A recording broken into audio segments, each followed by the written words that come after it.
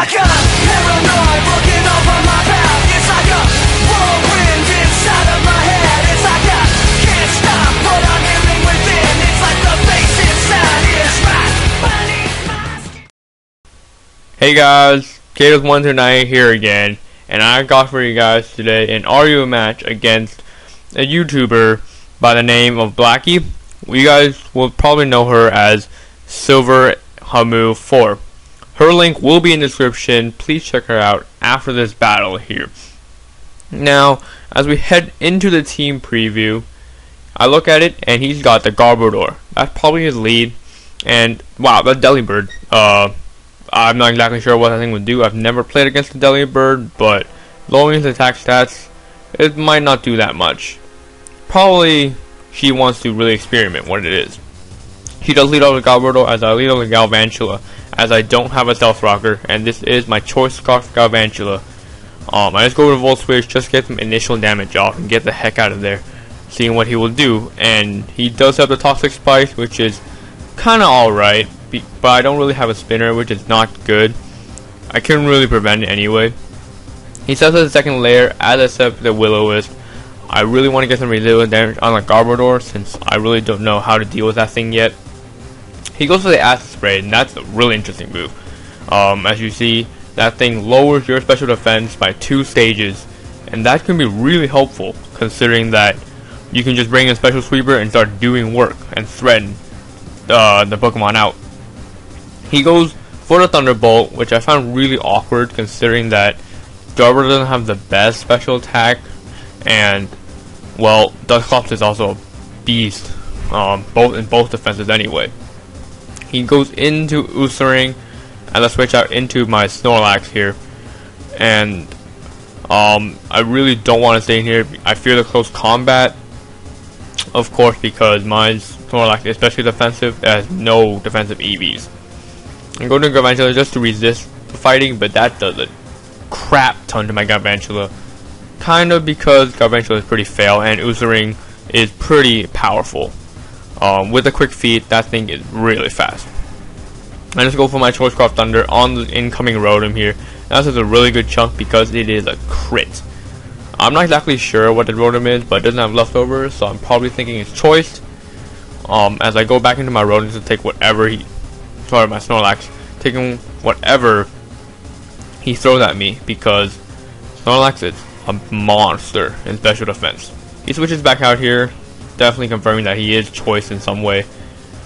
Maybe Choice Specs, I'm not exactly sure. I go for the Body Slam on the incoming Gardevoir, and that's about third. Now, I'm not exactly sure what that thing will do to me, considering that Gardevoir is also specially oriented. But Toxic is kind of racking up, so I'm not going to stay in too much longer here. I go for the Body Slam, and that's surprisingly, I don't know why I went first, but then she goes for the Trick Room, and that scared the crap out of me. I'm not exactly sure what she has to utilize the Trick Room, but that is scary. I go for the Body Slam, and oh man, he lives with a smidgen. Wise words of MB said, everything lives with a smidgen. And my toxic damage takes me down to 12 HP, even smaller smidgen than that Gardevoir. Now here he predicts me just to attack, so he switched out into Garbodor as Death Fodder, but I have the rest, and that is great. Raises me all the way back up to full HP as the Garbodor dies to the burn damage, and all is good. Other than my sleeping Snorlax, this thing can just come in anytime just to wall whatever he's got. I stay in here, seeing what he will do, and he goes with a Trick. Really good move on her part here, considering that I was predicting maybe a Volt Switch or something, and now my Snorlax is Choice Specs. Kind of funny, huh? But I just stay in here. I just, predict her to go with another Volt Switch. I don't really have anything to want to take a special hit other than this Snorlax here. I switch out here because I do fear the close combat, whatever he does, because of course Snorlax is not good in physical defense. Go to my max defense Slowbro here. Take whatever he's got. He does go to close combat. Does not do anything to my Slowbro. He's got to switch out here because wow, he stays in actually. Sorry. He goes for the Crunch, and that did a crap ton. I just go for the skull just to get some damage off, seeing how much it would do, and that's a 2-hit KO. But I don't want to stay in, considering that that is a crunch from an Usering, and Usering is dangerous. Let's switch out here back into Garvantula, mainly just as death fodder, 69 HP low. But as he kills my Garvantula, he dies to a Toxic, which is great. And this is a double down here. I'm gonna heal my Excavalier on the blind switch because this thing is pretty much a wall. He goes into his Delibird here, and he misses the fake out due to his hustle. And that is one extremely cool Delibird. Sorry, didn't really get to do anything due to my Iron Head, but yeah, that Delibird really caught me off guard. Even though I really knew that he couldn't really do anything to me, I really give props to her for using such kind of a Pokemon. And go back to my Sleeping Snorlax just to take whatever that Rotom's got. He goes for the Overheat, and look at that. Thick fat, max special defense Snorlax does nothing at all. Goes with a Volt Switch here. Sadly, I do switch in my Slowbro here. I don't know why I switched into Slowbro. Maybe predicting another Overheat, but then I probably forgot that she wasn't choice anymore. So that wasn't really a good play. Switch up back here just to get the Regenerator boost as I go back into my Cavalier, because I know that Delibird doesn't do anything. Misses again the Seed Bomb, doesn't really matter after all, because, you know, I'm Steel, and the Cavalier is a gigantic defensive monster. Just take it out with a return here, as she goes right back into God of War, and she makes a really good play. Goes for Destiny Bond here, predicting, of course, my return, and I lose my Cavalier. That is pretty good play on her part. Take out a big threat to her. I go back into Snorlax and she goes into the Float Soul, and of course I gotta switch out.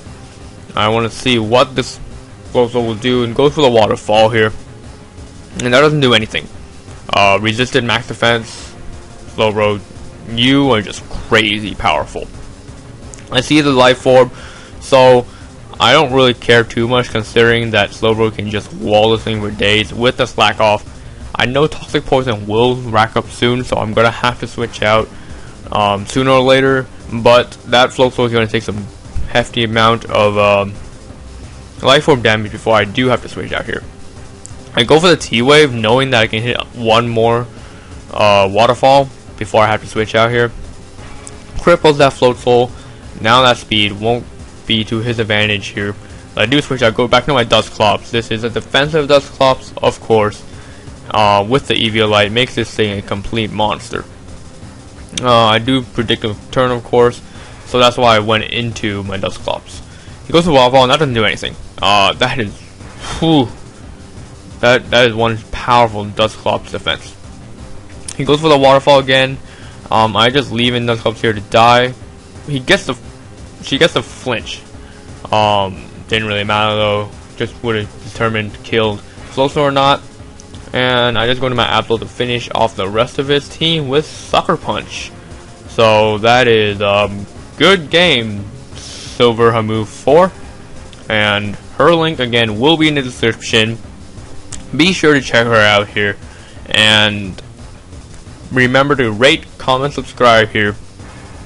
I will be trying to upload every 2 to 3 days, considering my schedules and stuff, but as for now, this is what I got. And this is KDUBZ1 here, and I'll see you guys next time. Peace.